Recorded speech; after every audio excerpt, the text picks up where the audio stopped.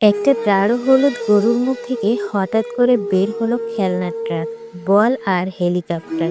একটা ছোট্ট ছেলে সামনে দাঁড়িয়ে চমকে উঠে খেলনাগুলো দেখে হেসে উঠল। আনন্দে খেলতে লাগলো সবগুলো দিয়ে। ফ্ল্যাশব্যাক। একদিন একটা ছোট্ট ছেলে সবুজ মাঠের মধ্যে একা বসেছিল। তার পাশে ছিল এক বড় মোটা গরু।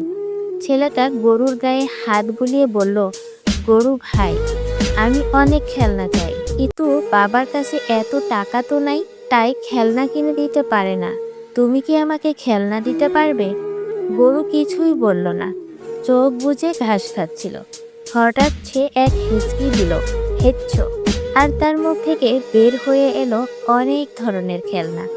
গরু এবার চোখ খুলে মুখ তুলল আর মুচকি হেসে বলল, তোমার স্বপ্ন আমি খেয়ে ফেলেছি রে ভাই, তাই তোমার স্বপ্ন এখন আমার মুখ দিয়ে বের হচ্ছে।